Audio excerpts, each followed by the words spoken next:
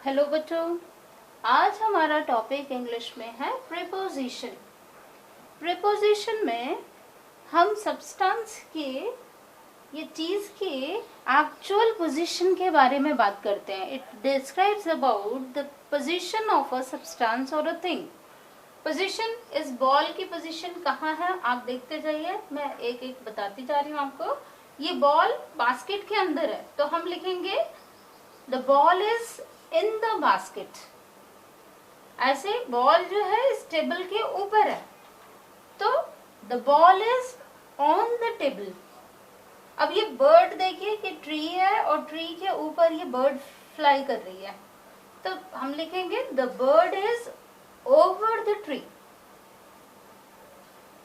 अब ये देखिए बॉल जो है वो टेबल के नीचे है तो the ball is under the table.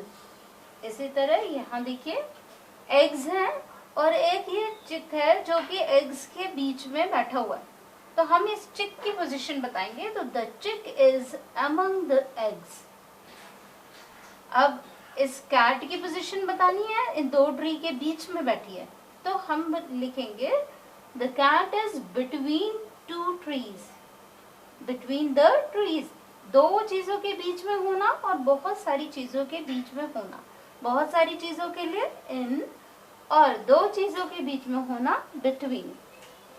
अब देखिए ये कैट पीछे से झांक रही है पेड़ के तो हम लिखेंगे the cat is behind the tree. अब देखिए ये कैट जो है इन फ्रंट सामने बैठी हुई है ट्री के तो हम लिखेंगे the cat is in front of tree. ऐसे ही मेरे पास और भी एग्जांपल्स हैं, उनको भी मैं आपको एक एक करके ड्रॉ करके बताती हूँ।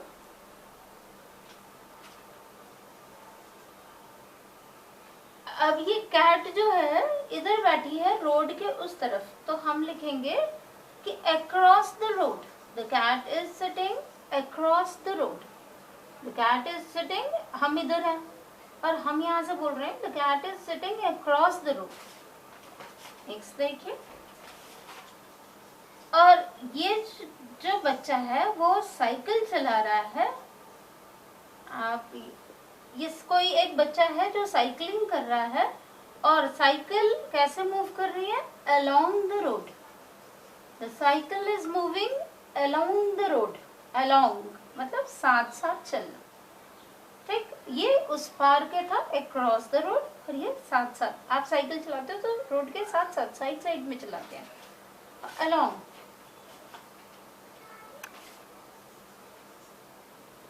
अब एक पहाड़ी है, उस पे ऊपर की तरफ अगर आप चढ़ाई कर रहे हैं, जैसे car is moving up side, ये कार मूव कर रही है इधर की तरफ, ठीक। तो हम लिखेंगे the car is moving upwards the hill. Upwards the hill. And अगर हम फिर बात करते हैं, अगर ये नीचे की तरफ कार आ रही है, इसमें देखिए ये हिल के इस तरफ कार चल रही है, कार की मूवमेंट नीचे की तरफ है, इधर है, तो हम लिखेंगे downwards. The car is moving downwards the हिल।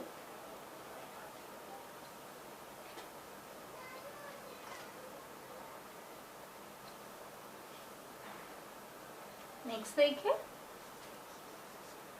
एक टेबल है उसके ऊपर कैट अभी तो नीचे थी और उसके बाद वो जंप करके ऊपर बैठ जाती है, जंप करके ऊपर बैठ जाती है तो हम लिखते हैं the cat jumped on to the table. On to the table, the cat jumped on to the table. दोबारा सुन लीजिए, the cat jumped on to the table. अगर वो इसको क्रॉस कर जाती तो जंप्ड अक्रॉस होता, लेकिन ये उसके ऊपर बैठ गई तो ये है ऑन टू द टेबल।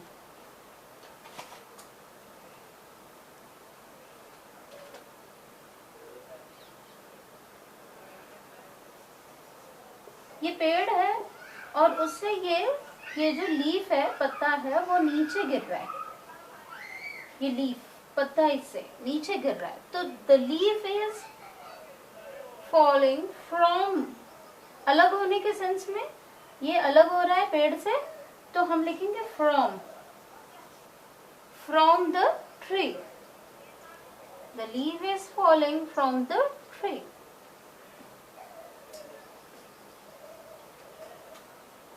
आप देखिए, अगर ये बच्चा है और ये स्कूल जा रहा है, तो the child is going to the school. अगर उधर स्कूल की तरफ जाना होता है तो ये कहाँ जा रहा है, टू द स्कूल। अगर हम किसी चीज के साथ पास जा रहे हैं तो टू, अगर हम उससे अलग हो रहे हैं तो फ्रॉम यूज होता है।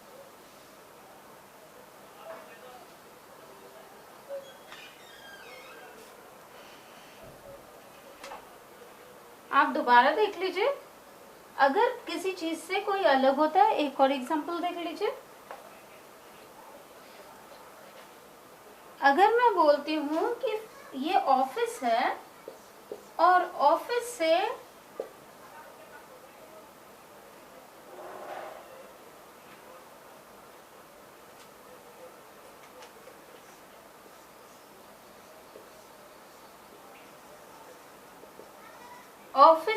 पापा आ रहे हैं, तो कहाँ है, घर। The father is coming from the office, कहाँ से आ रहे हैं वो, from the office, from office से अलग हो रहे हैं, और coming to the house, the father is coming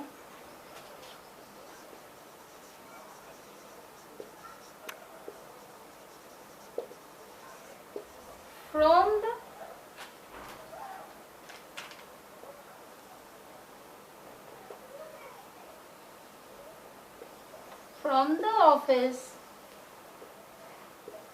to the house।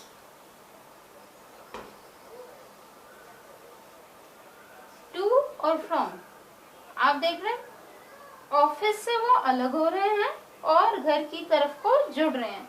अलग होने के सेंस में हम फ्रॉम यूज करते हैं और जुड़ने के सेंस में टू यूज करते हैं।